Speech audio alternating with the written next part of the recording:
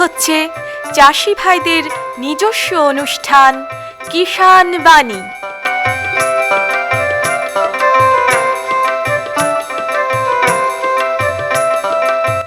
কৃষি, মাছ চাষ, প্রাণী সম্পদ উন্নয়ন, সমবায়, ফল চাষ, কৃষি প্রযুক্তি, পশুপালন, গ্রামোন্নয়ন এ সব কিছু জানতে শুনুন কিষাণ বাণী।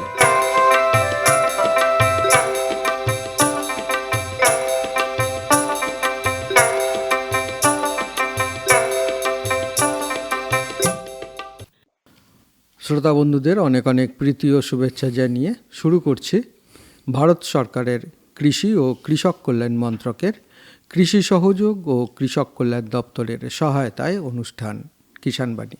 বন্ধুরা, আমরা যারা বোরো চাষ করেছি অনেকেরই হয়তো মধ্য গগনে রয়েছে, কারোর হয়তো কিছু কাজ থোড়ো আসছে। যেসব কৃষক বন্ধু ধরুন একটু সচেতন, তারা কিন্তু প্রতিদিন মাঠ পরিদর্শন করছেন এবং এই সময়ে কিভাবে আমরা আমাদের ফসলটাকে রক্ষা করব, কোনো রোগ পোকা হচ্ছে কি না, রোগের আক্রমণ হচ্ছে কি না, কোনো পোকার আক্রমণ হচ্ছে কি না, প্রতিদিন কিন্তু এখন আমাদের মাঠ পরিদর্শন করতে হবে এবং প্রত্যেকটা জায়গা আমাদেরকে দেখে নিতে হবে যে সব ঠিকঠাক আছে কি না। তো অনেক ক্ষেত্রে এগুলো আমরা করি না, প্রতিদিন আমরা মাঠে যাই না, যার ফলে হয় কি আমরা বিভিন্ন ধরনের সমস্যায় ভুগি এবং তার ফলে তো আমাদেরই লস হয়, আমাদেরই ক্ষতি হয়, ফলন কমে যায়।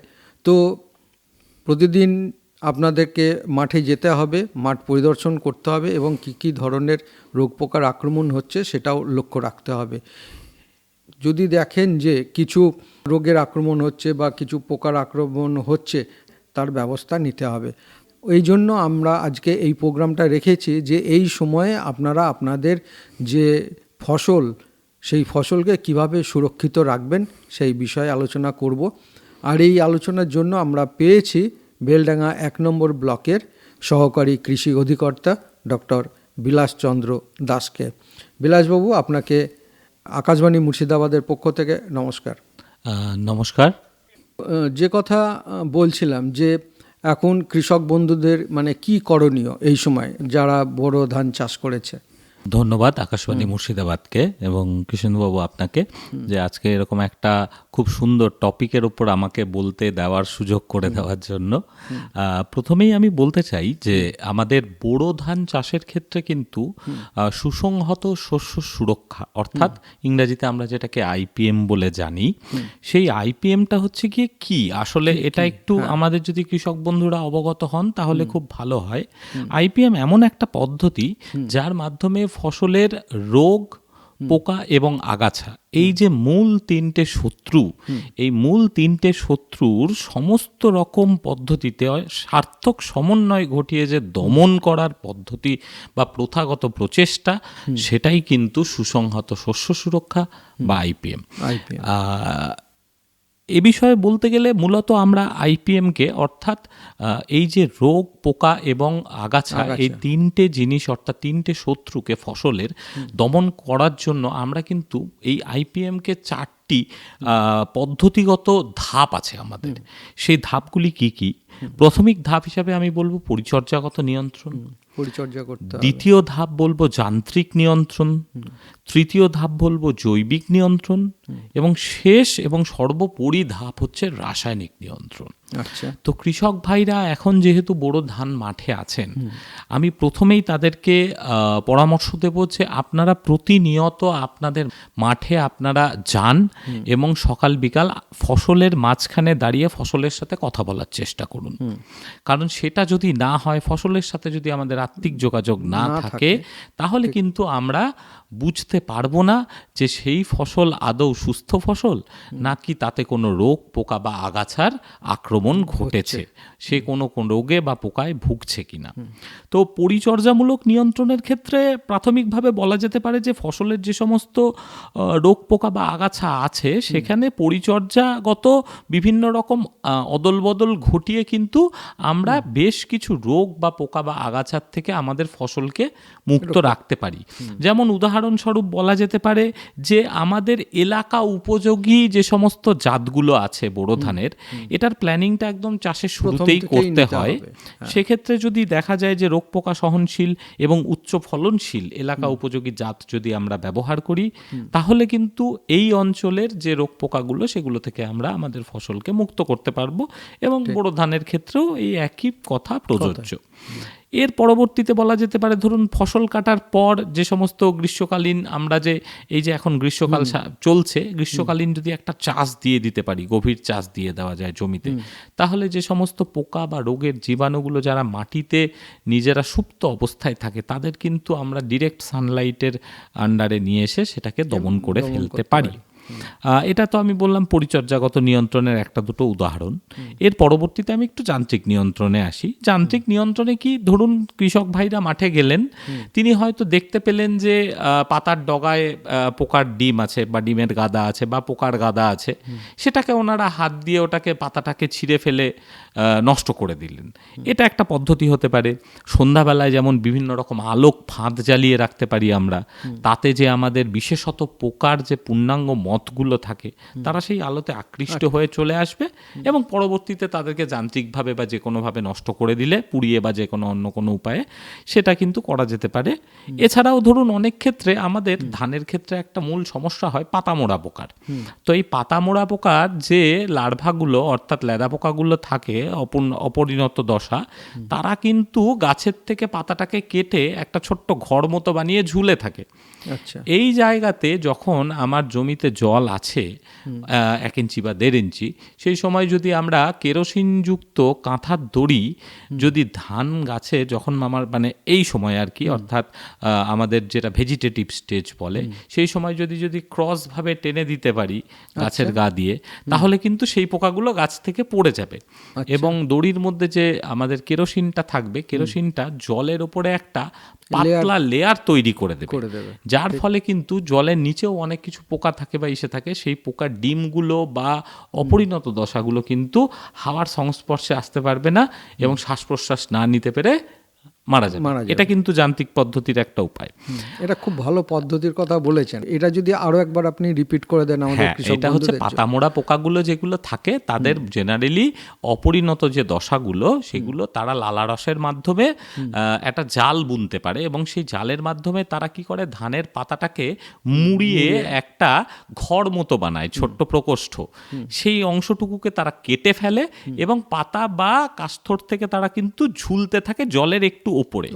যখনই আমি ওই কেরোসিন ভেজানো দড়িটা টেনে দেব, গাছগুলো তখন নড়ে যাবে এবং ওই পোকাগুলো কিন্তু তখন ডিসলজ করে যাবে জলের ওপর এবং ওই কেরোসিনের সংস্পর্শে এসে কিন্তু তারা মারা যাবে শ্বাস প্রশ্বাস না নিতে পেরে। তার মানে কেরোসিন যুক্ত কিছু একটা আমাদেরকে দড়িটা ওটা টানতে সুবিধা হবে। দুই দিক থেকে দুজন যদি ধরে মাথার উপর দিয়ে একদম ধান গাছের উপর দিয়ে টেনে দেওয়া, এটা হচ্ছে কাজ। একদম। এছাড়াও আমি আরেকটা খুব এখন বোরো ধানের ক্ষেত্রে আমাদের যেটা হচ্ছে কি বাদামি শোষক পোকা এবং হচ্ছে গিয়ে মাজরা পোকা, শুরুর দিকে হচ্ছে কি আমার মাজরা পোকা, এই দুটো হচ্ছে গিয়ে সব থেকে বেশি ক্ষতি করে। এছাড়াও আমাদের ভেপু পোকা বলে একটি পোকা হয়, যেখানে অনেক ক্ষেত্রে দেখা যায় যে ধানে পেঁয়াজ কলি হয়ে যায়। অনেকে বলে যে ধানের পেঁয়াজ কলি হয়ে গেছে, অর্থাৎ ওই একটা কাছতর থেকে সেটি অনেকটা ফুলে যায়। তো যাই হোক, এটি ইংরেজিতে নাম হচ্ছে গিয়ে গলমিজ, আমরা বাংলায় ভেপু পোকা বলি।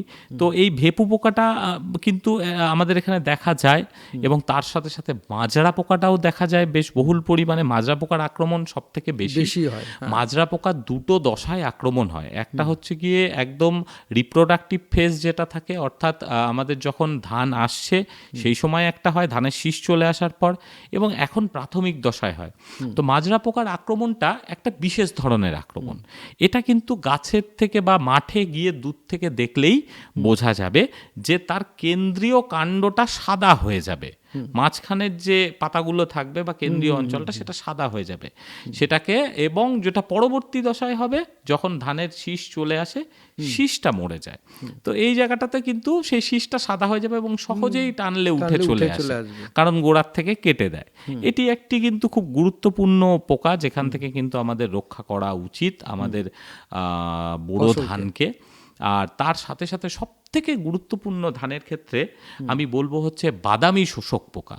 বাদামি শোষক পোকাটা এতটাই গুরুত্বপূর্ণ, অনেক ক্ষেত্রেই আক্রমণটা বোঝা যায় না শুরুর দিকে, এটা শেষের দিকে যদি বৃষ্টি হয়ে যায় বোরো ধানের ক্ষেত্রে, তখন কিন্তু এই পোকার আক্রমণটা অনেকটাই বেড়ে যায়। চাক ধরে ধরে আমরা দেখতে পাবো যে ধানটা বসে যাচ্ছে, এবং তখন যদি আমরা কাছাকাছি যাই একটা আষ্টে গন্ধ পাবো জমি থেকে, এবং দেখতে পাবো গোড়ার মধ্যে অনেক মাছির মতো ভন ভন করছে, কাছে গেলেই উড়ে পালিয়ে যায়। এইটি হচ্ছে গিয়ে বাদামি শোষক পোকা আক্রমণ মূলত, এবং এরা কিন্তু ধানের কিন্তু শীষ চলে আসার পর অর্থাৎ পরিপক্ক দশাতেই আক্রমণ হয়। তো আমি কয়েকটা বললাম আপনাকে আইপিএম এর পরিচর্যাগত পদ্ধতি, সর্বোপরি এবং শেষ পদ্ধতিটা বলেছি রাসায়নিক পদ্ধতি। তো এই রাসায়নিক পদ্ধতিতে অনেক কৃষক ভাইরাই যেটা করেন সেটা হচ্ছে গিয়ে সাধারণ কোনো সার বা কীটনাশক এর দোকানে গিয়ে তাদের সমস্যাটা বলেন যে এরকম হচ্ছে, দিয়ে হয়তো একটা কোনো ওষুধ নিয়ে চলে আসেন। তো আমি একটু বলে দেব, তারা যদি শুনে নেন এই জায়গাতে, আমি এই যে 2-3টে পোকা এবং 2টি রোগ বলবো, সেই রোগগুলোই কিন্তু মূলত আমাদের এই মুর্শিদাবাদ অঞ্চলে বেশিরভাগ ক্ষেত্রে এবং বেশি পরিমাণে দেখা যায়।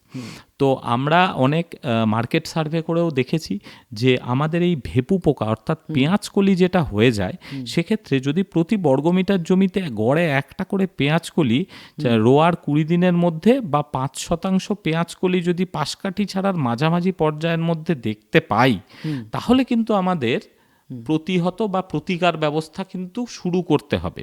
কারণ তার থেকে বেশি সংখ্যায় চলে গেলে ফসলটা অর্থনৈতিক ক্ষতির সীমার মধ্যে চলে যাবে, যেটাকে আমরা ইংরেজিতে ইটিএল বলি, ইকোনমিক থ্রেশহোল্ড লেভেল। তো যাই হোক, এটার ক্ষেত্রে কিন্তু ভেপু পোকা আক্রমণ প্রতিহত করার জন্য বাজারে নতুন কেমিক্যাল যেটা আছে ফ্লুবেন্ডিয়ামাইড 39.35% এসসি, যেটা ফেম নামেও পরিচিত, 1.5 মিলিলিটার প্রতি লিটার জলে গুলে যদি স্প্রে করা যায়, 1.5 মিলিলিটার প্রতি লিটার জলে গুলে যদি স্প্রে করা যায় 7 দিন অন্তর 2বার, তাহলে কিন্তু এর থেকে প্রতিকার পাওয়া সম্ভব। এছাড়াও ফিপ্রোনিল 5% এসসি, যেটা আমাদের এখানে রিজেন্ট বা জাম্প নামেও পাওয়া যায়, সেটা 2 মিলিলিটার প্রতি লিটার জলে গুলে যদি আমরা স্প্রে করি, আমরা কিন্তু ভেপু পোকা বা এই যে পেঁয়াজকলি হয়ে যায় ধানের, সেটার থেকে রক্ষা করতে পারে কৃষক ভাইরা। এর পরবর্তীতে আমি আপনাকে বললাম গুরুত্বপূর্ণ একটি পোকা হচ্ছে ধানের মাজরা পোকা। এই মাজরা পোকা যদি প্রতি বর্গমিটারে একটা মথ আমি দেখতে পাই আমাদের ফসলের, বা একটা করে যদি এই পোকার ডিমের গাদা দেখা যায় 5% শীষের মধ্যে, তাহলে কিন্তু আমাদের প্রতিকার ব্যবস্থা শুরু করতে হবে।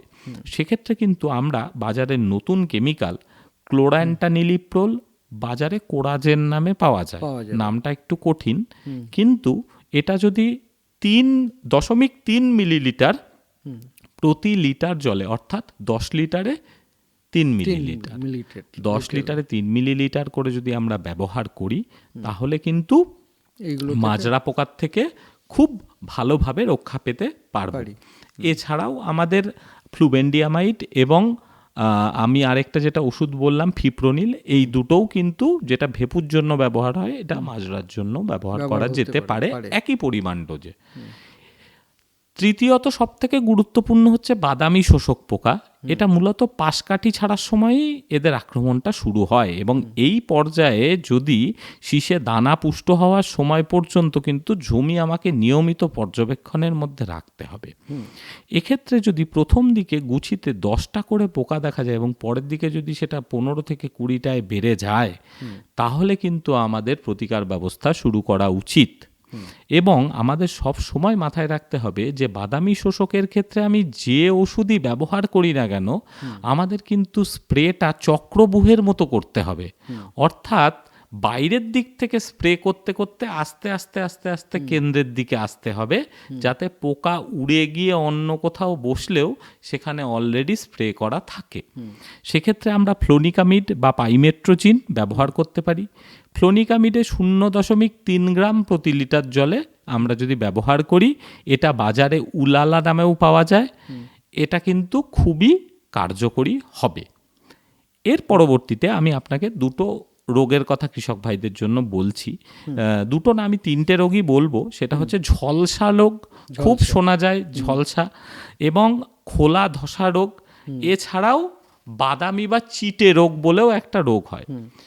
ধানের ক্ষেত্রে অনেক সময় টুংরো ভাইরাস ঘটিত একটা রোগ শ্যামা পোকার থেকে বাহিত হয়ে এসে থাকে, কিন্তু সেটা আমন ধানের ক্ষেত্রেই বেশি সমস্যাটা দেখা যায়, বোরো ধানে অতটা নেই।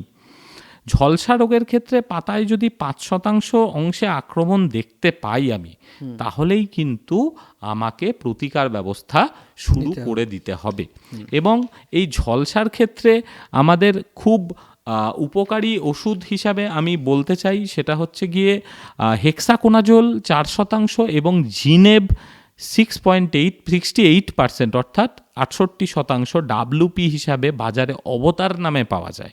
এই ওষুধটি খুবই কার্যকারী। 2.5 গ্রাম প্রতি লিটার জলে কিন্তু আমরা এটাকে ব্যবহার করলে আমরা ঝলসা রোগ এবং খোলা ধসা রোগ দুটো থেকেই এর মুক্তি পেতে পারি।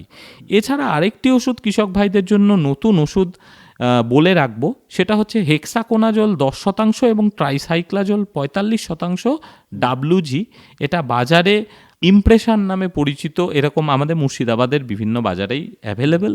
এটা যদি ব্যবহার করা যায়, খোলা ধসা এবং ঝলসা দুটো থেকেই কিন্তু আমাদের কৃষক ভাইরা রক্ষা পেতে পারেন। এর ডোজটা হবে 1 গ্রাম প্রতি লিটার জলে গুলে স্প্রে করতে হবে। তবে আমি কয়েকটা রোগ এবং পোকার কথা আপনাদেরকে বললাম যেগুলো মূল সমস্যা দাঁড়ায়। এছাড়াও আমরা ক্রেসক্সিম মিথাইল খোলা ধসার জন্য স্পেশালি ব্যবহার করতে পারি। 1 ml প্রতি লিটার জলে গুলে যদি স্প্রে করেন কৃষক ভাইরা, তাহলে কিন্তু এর থেকে মুক্তি পেতে পারেন।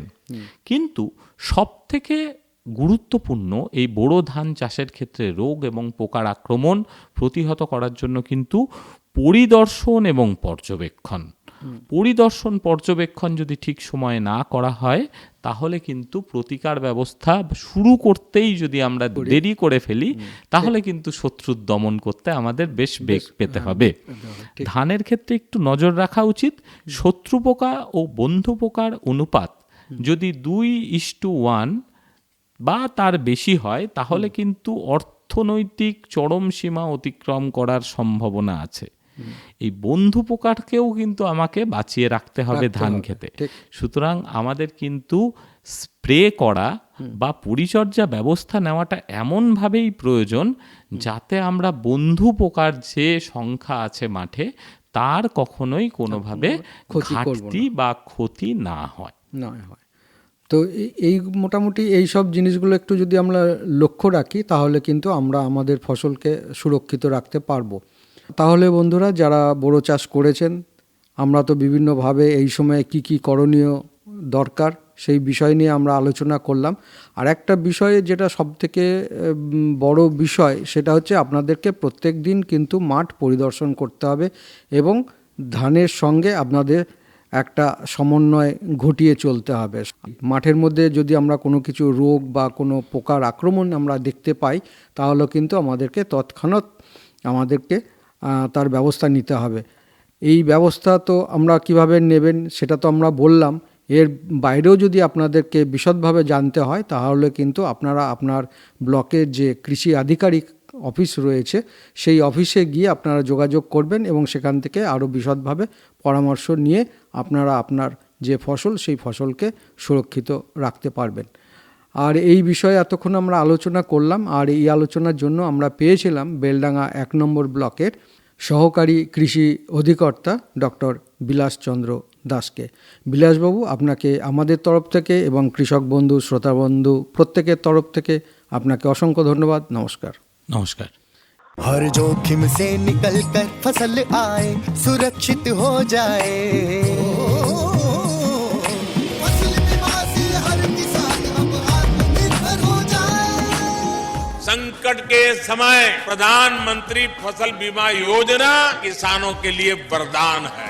अब सूखा पड़े या बाढ़ आ जाए, कोई डर नहीं। अब ओले पड़े या कीट पतंगे फसल खा जाए, कोई फिक्र नहीं।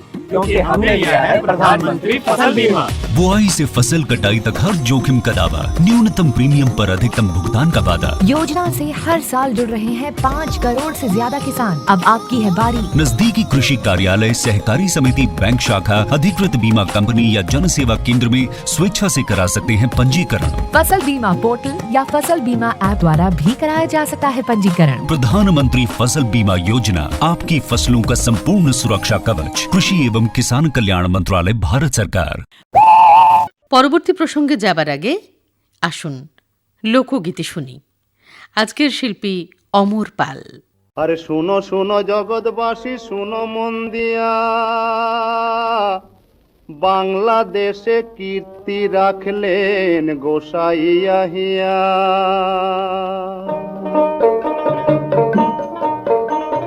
পশ্চিম দেশের গোসাই ঠাকুর কতই জানেন চাতুরি, কি চমৎকার দেখলাম বাহাদুরি। পশ্চিম দেশের গোসাই ঠাকুর কতই জানেন চাতুরি, কি চমৎকার দেখলাম বাহাদুরি। আরে দিবারাত্র বৈঠক করলেন, মুজিব ভাইয়ের শর্ত মানলেন। ও বেশ, দিবারাত্র বৈঠক করলেন, মুজিব ভাইয়ের শর্ত মানলেন। ও বেশ, আর তলে তলে ঢাকার পথে নামাইলেন মিলিটারি, কি চমৎকার দেখলাম বাহাদুরি। পশ্চিম দেশের গোসাই ঠাকুর কতই জানেন চাতুরি, কি চমৎকার দেখলাম বাহাদুরি। আরে ঢাকা শহর ফাঁকা হইল, লাখে লাখে জান মারিল। বেশ, ঢাকা শহর ফাঁকা হইল, লাখে লাখে জান মারিল। বেশ, আর এরূপ পেলেন চৈরা গোসাই চোরের মতো দেন পারি, কি চমৎকার দেখলাম বাহাদুরি। পশ্চিম দেশের গোসাই ঠাকুর কতই জানেন চাতুরি, কি চমৎকার দেখলাম বাহাদুরি।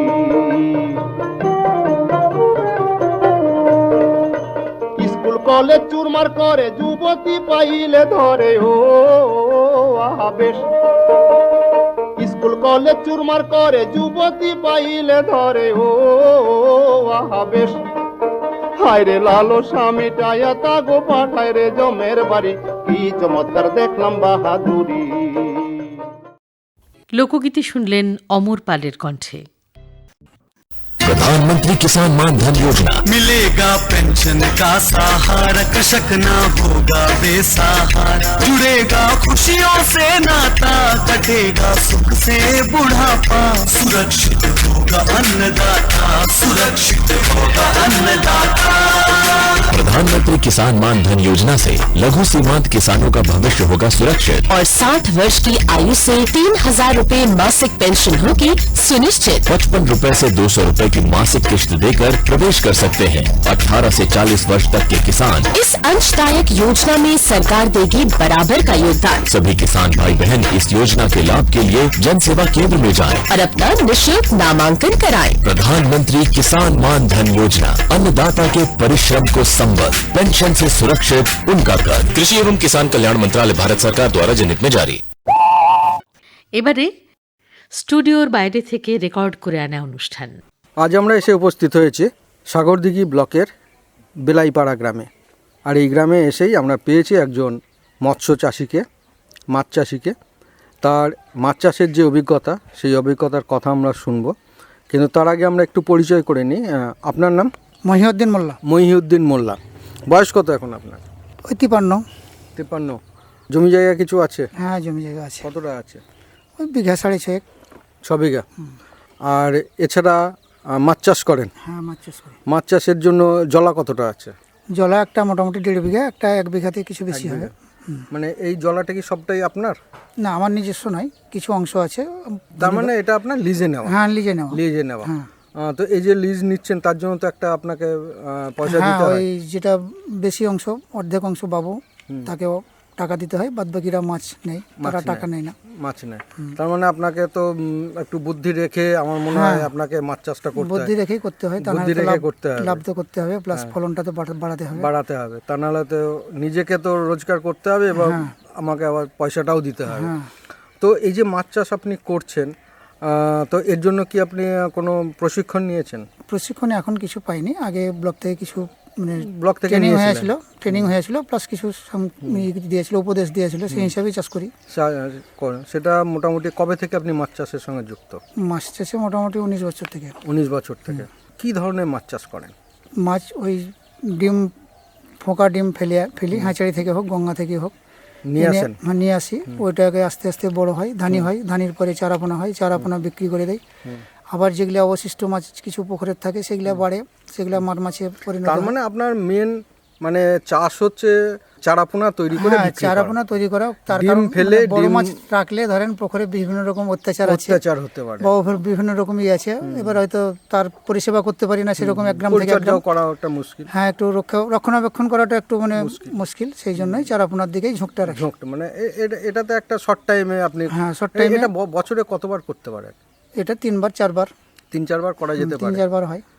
তো মোটামুটি এই যে আপনি ডিম পোনা ফেলছেন, মানে ডিম নিয়ে আসছেন, ডিম নিয়ে এসে ফেলছেন, সেটাকে ডিমটাকে ফুটিয়ে ডিম পোনা তৈরি করছেন, তারপরে ধানি পোনা করছেন, তারপরে চারা পোনা বা ফিঙ্গারলিং করছেন, করে বিক্রি করছেন। এই যে ডিম নিয়ে এসে পর্যন্ত আপনি চারাপোনা পর্যন্ত এই সময়টা কতটা লাগে আপনার? মোটামুটি 1 মাস 6 মাস এরকম, 1 মাস বা 45 দিন এরকম। 45 দিন, তার মানে 45 দিনে আপনার একটা টার্ম শেষ হয়ে যাচ্ছে। তো এই যে আপনি ধরুন যে চাষটা করছেন, এর জন্য তো পুকুরটার পরিচর্যা করতে হয়। হ্যাঁ, করতে হয়। এর জন্য কি আলাদা কোনো পুকুর আছে? না, আলাদা পুকুর নাই। হ্যাঁ, একটা পুকুরেই আপনি ধানি থেকে পুকুরে তো দু রকম চাষ করি, একটা একটু বড় করেন, কিছুটা মাছ বড় করেন, আর বাদবাকিটাই চারা, মানে একটা পুকুরেই করেন। তো পরিচর্যাটা কি করেন এই চাষের আগে? তো একটা ধরুন চাষের আগে ধরেন এই মাছটাকে হালকা করে কমিয়ে দিই, মানে হালকা মাছ থাকে। এবার ওতেই হয়তো ওই মহুয়া খোল পাতনাতে পচে দিই, মানে মাছ কিছু সামথিং থাকলে সেগুলো নষ্ট হয়ে যাবে বলে ধরেন আস্তে আস্তে ওগুলো মহুয়া খোল হয়তো 1 কুইন্টাল হোক 2 কুইন্টাল হোক, যে যেমন যেটাই লাগবে সেরকম দেই। প্লাস চুন লাগে, চুনের পরে আপনার ওই ক্লিনার বলে একটা আছে, ওষুধ আছে, বেশি দিলে মাছ মরবে, অল্প দিলে পোকা মরবে। ওই পোকা দিয়েই তারপরে ধরুন ডিম পোনাটা ছাড়া হয়। তার আগে তো আপনি পুকুরের জলটাকে টেস্ট করতে হয়। হ্যাঁ, জল টেস্ট করতে হয়, একটা টাইম আছে। মাছ থাকেই তো আমাদের, তবে জাল টেনে দেখেন মাছগুলো মাছ কেমন কি আছে, বা টানও দিতে হয় পুকুরে যেন গ্যাস না থাকে, সেই জন্য একটু পুকুরের পরিচর্যাটা একটু জাল টাল টেনে নিতে হয়। তো এই যে সেই সময় আপনি যখন ডিম ফেলছেন ধরুন, তো তখন খাবার কি দেন ওদের? খাবার ওই যে মহুয়া খোল থেকে খাবার হয়। এবার আস্তে আস্তে ধরেন খোল ভিজানো, মানে সরিষার খোল ভিজিয়ে আজকে ভিজালাম, কালকে হয়তো পাতলা করে ছেটালাম, কিংবা ময়দা প্লাস খোলকে চেলে, হ্যাঁ চালনা দিয়ে চেলে মিহি খোল বা ময়দা হালকা করে ছেটাই। আর ওই সরিষার খোল মানে একটা হাঁড়িতে আজকে ভিজিয়ে কালকে ছেটাতে হয় এরকম। আবার ওটা কি ছিটিয়ে দেন নাকি? জলের সাথে ঘুলে, মানে পাতলা করে জলের সঙ্গে ঘুলে জলেই ছিটিয়ে দেয়, ধারে ছিটিয়ে দিলে। তো এটা মোটামুটি শীতকাল অবধি করেন নাকি? মানে শীতকাল, আশ্বিন মাস অবধি? হ্যাঁ, আশ্বিন মাস অবধি। তারপরে শীতের পরে তখন আর ধরেন মাছের বারণটাও তো কমে যায়। আমার যে পুকুরটা সেটা কিন্তু 12 মাসই মনে হয় একই পড়ে। বেশ, আপনার মাছ চাষের যে অভিজ্ঞতা, সেই অভিজ্ঞতার কথা আমরা শুনলাম। এর জন্য আমাদের তরফ থেকে এবং আমাদের যারা কৃষক বন্ধু, শ্রোতা বন্ধু রয়েছেন, তাদের তরফ থেকে আপনাকে অসংখ্য ধন্যবাদ। নমস্কার। আপনাকেও ধন্যবাদ। নমস্কার। এতক্ষণ শুনলেন স্টুডিওর বাইরে থেকে রেকর্ড করে আনা অনুষ্ঠান।